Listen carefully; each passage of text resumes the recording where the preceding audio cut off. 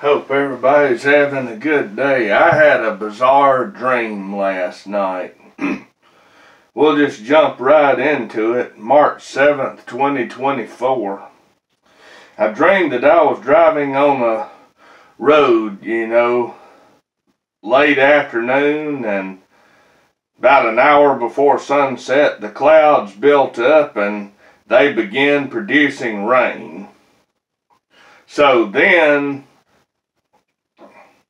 the dream, I know, changed to Florida, and I saw them cutting trees all over the state. They were cutting huge, big trees, and they were taking them out into the oceans and out into the bays and putting cinder blocks on the bottom of them and sinking them in the bay. And like from up on the land, I saw the tops of them way out in the water. They were putting them in for fish habitat.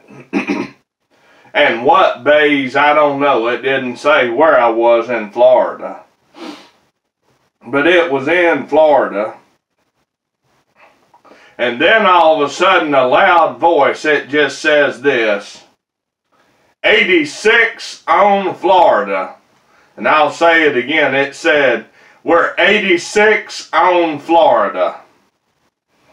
And the streets, were wet from rain. And so then the dream changes to Oklahoma. And I was just tired and fed up with the dry skies, the drought, and all that crap here. And I had it planned that I was going to go to Georgia and finally just see a downpour again for the first time in probably 25 years or so. And in the dream it said I had cursed Oklahoma and its drought before the Father in heaven. And I was going to go vacationing to the state of Georgia. And I was planning that vacation.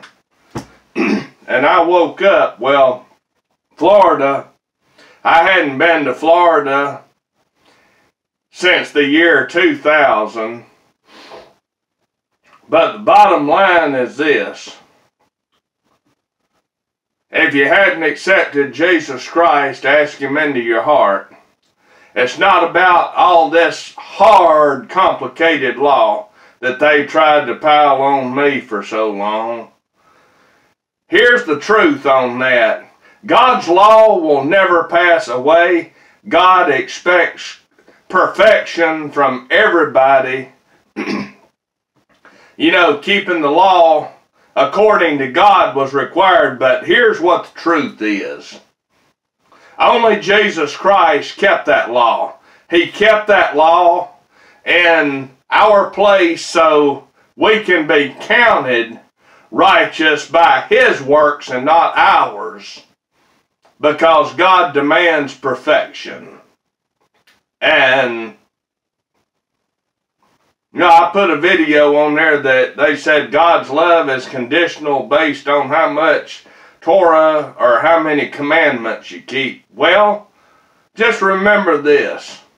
In the law, if you break the least little bit of it, you break the whole thing. If you break one commandment in the least little bit, you break all 10.